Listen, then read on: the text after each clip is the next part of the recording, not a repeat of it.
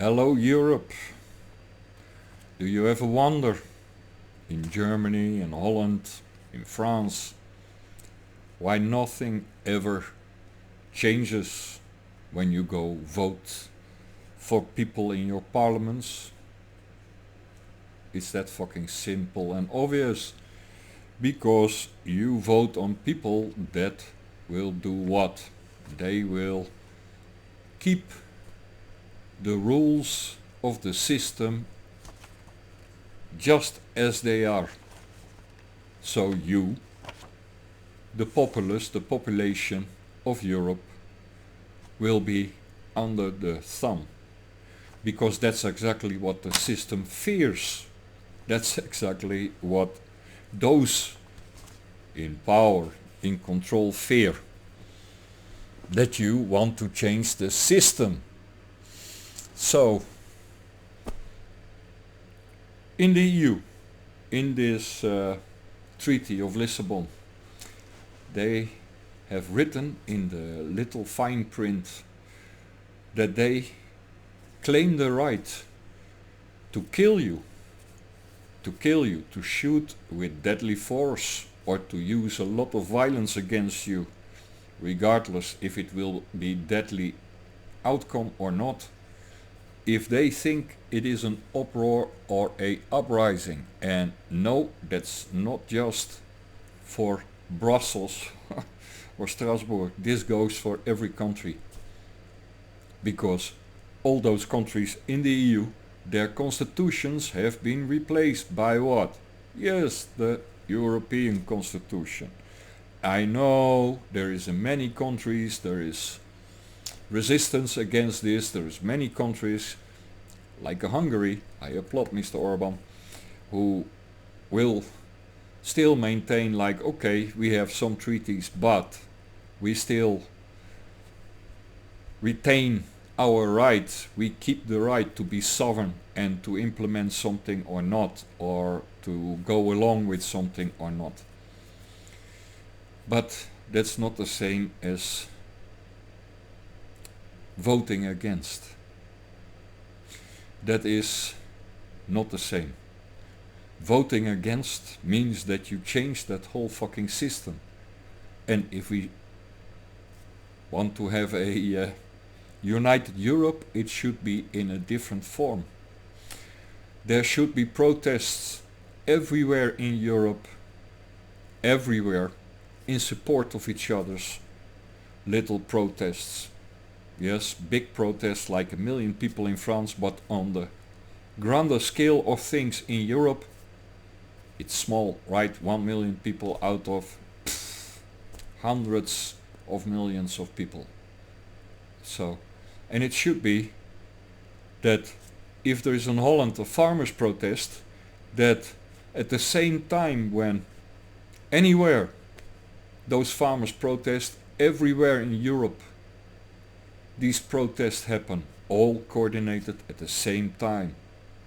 It should be that if they go and protest about pension reforms and about taking away the money from people who worked very hard during their life to have a pension, and when that gets taken away, let's say in France, then in Germany also you should realize it comes pretty soon also to Germany or to Holland, and vice versa.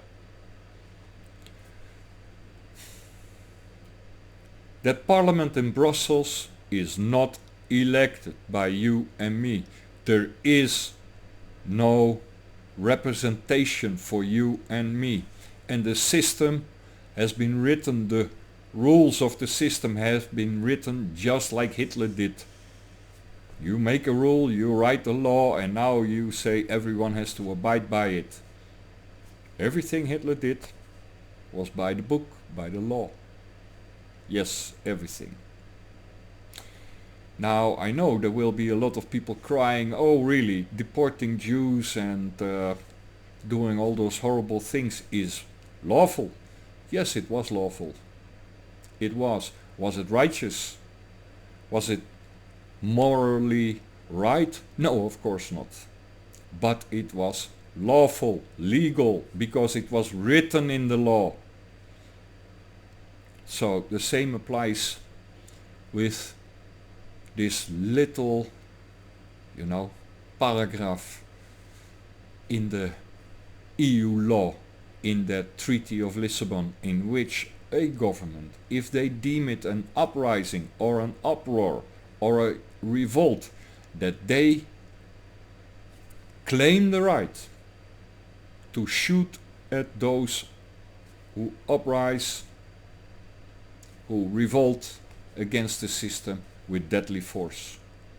So you only need to look at that to see that you are living in a tyrannical system, in a dictatorship. Yes, even when all the other laws already show that they are only there to control you to the smallest of details in your life even. They want to control you, clearly. And when that control will fail, then they will grab the ultimate means to do what? To kill you. So, are you living in a free Europe? Why are we cheering for, Georgia and their uprising? Why are we cheering for the Ukraine and their MAIDAN uprising as being, EU values? And why don't we have a MAIDAN of our own to tell our governments in the EU, enough is enough? You are destroying Europe, you are destroying the countries, and you are destroying our rights as humans. You violate them clearly, and you don't give a shit. And I know why. Because of that part in the law I just stipulated, highlighted, that they have the ultimate power over life and death, over you and me, over your father, your mother, your children, over all of us. And if you do not claim that right on an equal footing at least, because it should be the other way around in my opinion, it should be that we have the ultimate power of violence if things does not go the way we want them to go, to remove those people from office, to change unlawful, unrighteous, unmoral laws. And the only way you can do that is if you have the power to use force.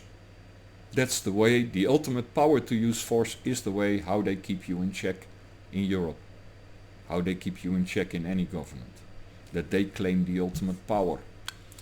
But there was this little experiment we call America, where the founding fathers wrote a constitution to the best of their knowledge, to the best of their capabilities, to try and make a fair and balanced constitution that protects what? The citizens, the civilians, and to make sure that those you gave power, that you can take that power away. That's the only thing that will save us Europeans, to have a constitution like that. So you want to have a united Europe? I totally agree. We should be a federation of republics. And Holland, 15 March, you should vote for a republic. You should vote not for people who keep the system as it is. You should vote for people who pledge that they will change the system, even to the extent of rewriting the constitution, and who will leave the constitution of the EU if the EU constitution will not change. That's the only way you'll ever be safe in Europe, ever, from your own governments and their overreach. Have a nice day, Europe, and think about these words, because you don't have much time left.